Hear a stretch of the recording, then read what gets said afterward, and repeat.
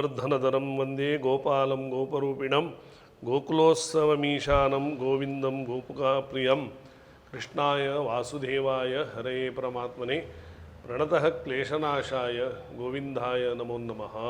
ಆತ್ಮೀಯ ಸಜ್ಜನ ಬಾಂಧವರಿಗೆ, ಭಗವದ್ಭಕ್ತರಿಗೆ ಅಧಿಕ ಮಾಸ ಅಂದರೆ ಪುರುಷೋತ್ತಮ ಮಾಸದ ಶುಭಾಶಯಗಳನ್ನು ತಿಳಿಸುತ್ತಾ, ಈ ಮುಂಚೆ ತಮಗೆ ತಿಳಿಸಿದ ಹಾಗೆ ಅಧಿಕ ಮಾಸದ ಪ್ರಯುಕ್ತ ಈ ಕೃಷ್ಣ ಮಂದಿರದಲ್ಲಿ ಪ್ರತಿನಿತ್ಯ ಸಾಯಂಕಾಲ ಮಹಿಳೆಯರಿಂದ ಹಾಗೂ ಮಹನೀಯರಿಂದ ಸಂಪೂರ್ಣ 18 ಅಧ್ಯಾಯ ಶ್ರೀಮದ್ ಭಗವದ್ಗೀತಾ ಪಠಣ ಭಾರೀ ಶ್ರದ್ಧಾಭಕ್ತಿಯಿಂದ ನಡೆಯುತ್ತಾ ಬಂದಿದ್ದು, ಅಧಿಕ ಮಾಸದ ಪ್ರಯುಕ್ತ ಅದರ ಮಂಗಲಾಚರಣೆಯು ನಮ್ಮ ಆಡಳಿತ ಮಂಡಳಿ ಹಾಗೂ ಭಜಕ ವರ್ಗದವರು ಇಚ್ಛಿಸಿದಂತೆ ಹಾಗೂ ಮುಖ್ಯವಾಗಿ ಶ್ರೀ ದೇವರ ಪ್ರೇರಣೆಯಂತೆ ನಡೆಸಲು ನಾವು ಉದ್ದೇಶಿಸಿದ್ದು, 2 ದಿನದ ಅಂದರೆ ತಾರೀಕು 14 ಬಹುಳ ಚತುರ್ದಶಿ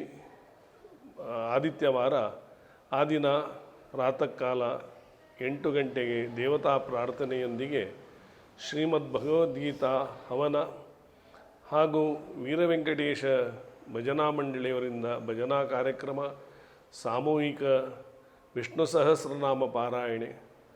ವಿಶೇಷವೇನೆಂದರೆ ಈ ಅಧಿಕ ಮಾಸದಲ್ಲಿ ದೇವರು ಪುರುಷೋತ್ತಮ ಸ್ವರೂಪಿ ಗೋಪಾಲಕೃಷ್ಣರ ಒಂದು ಸ್ವರೂಪ ಆದದ್ದರಿಂದ ನಾವೆಲ್ಲ ಆಚರಣೆಯನ್ನು ಈ ಮಂದಿರದಲ್ಲಿ, ದೇವಸ್ಥಾನದಲ್ಲಿ ನಾವು ಮಾಡಿದ್ದೇವೆ. ಮುಖ್ಯವಾಗಿ ಭಗವದ್ಗೀತಾ ಪಠಣ, ಅದರ ಉದ್ದೇಶವಾಗಿ ದೇವರಿಗೆ ಹಲವು ಭಕ್ಷ್ಯ ಭೋಜ್ಯಗಳನ್ನು ನೈವೇದ್ಯ ಮಾಡಿದ್ದೇವೆ. ಹಾಗೂ ವಿಶೇಷವಾಗಿ ಅನ್ನಪ್ರಸಾದ, ದೇವರಿಗೆ ವಿಶೇಷ ಅಲಂಕಾರ ಇದೆಲ್ಲ ಮಾಡಿ ಮಂಗಲಾಚರಣೆಯ ಹೊತ್ತಲ್ಲಿ ದೇವರ ಒಂದು ಸಾನ್ನಿಧ್ಯಕ್ಕೆ ಹಾಗೂ ಲೋಕ ಕಲ್ಯಾಣಾರ್ಥವಾಗಿ ಶ್ರೀಮದ್ ಭಗವದ್ಗೀತಾ ಹವನ ಅದರ ಒಂದು ಭಾಗವಾಗಿ ನಮಗೆ ಗೋತಾಯಿ, ಗೋ ಮಾತೆ ಹೇಳ್ತೇವೆ, ಅವಳಿಗೆ ಆ ಗೋಗ್ರಾಸವನ್ನು ನೀಡುವಂತಹ ಒಂದು ವ್ಯವಸ್ಥೆ ಈ ದೇವಸ್ಥಾನದ ಆಡಳಿತ ಮಂಡಳಿಯವರು ನಿರ್ಧರಿಸಿರುತ್ತಾರೆ. ಈಗಾಗಲೇ ತಮಗೆ ಈ ವಿಷಯದ ಬಗ್ಗೆ ನಮ್ಮ ಶ್ರೀಯುತ ನರೇಶ್ ಕಿಣಿಯವರು ಅದರ ಸವಿವರವಾಗಿ ತಮಗೆ ತಿಳಿಸಿರುತ್ತಾರೆ. ಅದರ ನಂತರ ಶ್ರೀಮದ್ ಭಗವದ್ಗೀತೆ ಹವನದ ಮಹಾಪೂರ್ಣಾವತಿ, ಬ್ರಾಹ್ಮಣ ಸುವಾಸಿನಿ ಪೂಜೆ ಹಾಗೂ ಅನ್ನ ಸಂತರ್ಪಣೆ ಇದು ಮಧ್ಯಾಹ್ನ ಕಾಲದ ತನಕ ಜರುಗಲಿದ್ದು, ಸಾಯಂಕಾಲ ಪುನಃ ಶ್ರೀ ಭಗವದ್ಗೀತೆಯ ನಿತ್ಯ ನಾವು ಪಾರಾಯಣೆ ಮಾಡುವಂತಹ ಶ್ರೀ ಭಗವದ್ಗೀತೆಯ ಸಂಪೂರ್ಣ 18 ಅಧ್ಯಾಯವನ್ನು ಆ ದಿವಸ 4 ಗಂಟೆಗೆ ನಾವು ಪ್ರಾರಂಭ ಮಾಡಿ 6:15 ತನಕ, ಅಂದರೆ 6 ಗಂಟೆ 15 ನಿಮಿಷದ ತನಕ ನಾವು ಅದರ ಪಠಣವನ್ನು ಮಾಡಿ ಶ್ರೀ ದೇವರಿಗೆ ಮಂಗಲಾರತಿ ನಡೆಯುತ್ತದೆ. ಅದರ ನಂತರ ಸಾಯಂಕಾಲ 6:30ರಿಂದ 8 ಗಂಟೆಯ ತನಕ ಖ್ಯಾತ ಗಾಯಕಿಯಾಗದಂತಹ ಶ್ರೀಮತಿ ಭಾಗ್ಯಶ್ರೀ ದೇಶಪಾಂಡೆ ಮುಂಬೈ ಇವರಿಂದ ಭಜನ ಸಂಧ್ಯಾ ಕಾರ್ಯಕ್ರಮ ಈ ದೇವರ ಸನ್ನಿಧಾನದಲ್ಲಿ ನಡೆಯಲಿಕ್ಕಿದೆ.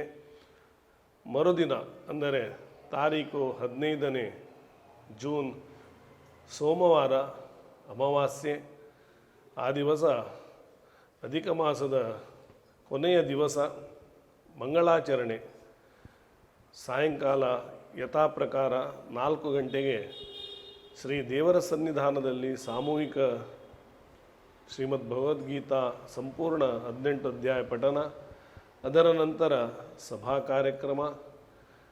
ವಿಶೇಷವಾಗಿ 1 ತಿಂಗಳು ಇಡೀ ಅಧಿಕ ಮಾಸದಲ್ಲಿ ಭಕ್ತಾದಿಗಳು ಯಾರೆಲ್ಲರೂ ದೇವರ ಸನ್ನಿಧಾನದಲ್ಲಿ ಬಂದು ಶ್ರೀಮದ್ ಭಗವದ್ಗೀತೆಯನ್ನು ಪಠಿಸಿದ್ದಾರೆ ಅವರಿಗೆ ಶ್ರೀ ದೇವರ ಸನ್ನಿಧಾನದಲ್ಲಿ ಅನುಗ್ರಹ ಪ್ರಸಾದವನ್ನು ನೀಡಲು ನಾವು ವ್ಯವಸ್ಥೆ ಮಾಡಿದ್ದೇವೆ. ಎಲ್ಲರೂ ದಯಮಾಡಿ ಆ ಪ್ರಸಾದವನ್ನು ಸ್ವೀಕರಿಸಿ ಕೃತಾರ್ಥರಾಗಬೇಕು. ಹಾಗೂ ಅದರ ನಂತರ ಶ್ರೀ ದೇವರ ಈ ಸನ್ನಿಧಾನದಲ್ಲಿ ಭೋಜನ ಪ್ರಸಾದವನ್ನು ಸ್ವೀಕರಿಸಬೇಕೆಂದು ತಮ್ಮಲ್ಲಿ ನಾವು ಆತ್ಮೀಯ ವಿನಂತಿ ಮಾಡುತ್ತಾ ಇದ್ದೇವೆ. ವಿಶೇಷವಾಗಿ ಈ ಒಂದು ಅಧಿಕ ಮಾಸ ಅಂದರೆ ಈ ಒಂದು ಇಡೀ ಮಾಸದಲ್ಲಿ, ಇಡೀ ತಿಂಗಳಲ್ಲಿ ತಾವೆಲ್ಲರೂ ಶ್ರದ್ಧಾ ಭಕ್ತಿಯಿಂದ ಶ್ರೀ ಸನ್ನಿಧಾನದಲ್ಲಿ ಬಂದು ದೇವರ ಒಂದು ಅನುಗ್ರಹ ನಮ್ಮ ಮೇಲೆ ಆಗಬೇಕು ಹೇಳುವ ಒಂದು ಇಚ್ಛೆಯಿಂದ ಶ್ರೀಮದ್ ಭಗವದ್ಗೀತಾ ಸಂಪೂರ್ಣ 18 ಅಧ್ಯಾಯ 1 ತಿಂಗಳು ನಿರಂತರವಾಗಿ ತಾವು ಪಠಿಸಿದ್ದೀರಿ. ಇನ್ನು ಆ ದೇವರ ಅನುಗ್ರಹ ಯಾವಾಗಲೂ ತಮ್ಮಗೂ ತಮ್ಮ ಕುಟುಂಬಕ್ಕೂ ಸಿಕ್ಕಿ ತಮ್ಮ ಕುಟುಂಬದಲ್ಲಿ ಶ್ರೇಯೋಭಿವೃದ್ಧಿ ಆಗಲಿ. ಆ ದೇವರ ಅನುಗ್ರಹ ಯಾವಾಗಲೂ ನಿಮ್ಮ ಮೇಲೆ ಇರಲಿ. ಶ್ರೀ ದೇವರ ಸನ್ನಿಧಾನದಲ್ಲಿ ಬಂದು ಆ ದೇವರ ಭೇಟಿ, ದೇವರ ಸೇವೆ, ದೇವರ ಪ್ರಸಾದ, ದೇವರ ಅನುಗ್ರಹ ಸ್ವೀಕರಿಸುವಂಥ ಭಾಗ್ಯ ನಮಗೆ ಸಿಗಲಿ ಎಂದು ಈ ಸಂದರ್ಭದಲ್ಲಿ ನಾನು ತಮ್ಮಲ್ಲಿಗೆ ದೇವರ ಅನುಗ್ರಹ ಆಗಲಿ ಎಂದು ಬೇಡುತ್ತಾ ನಾನು ಈ ಮಾತನ್ನು ಮುಗಿಸುತ್ತಾ ಇದ್ದೇನೆ. ನಮಸ್ಕಾರ.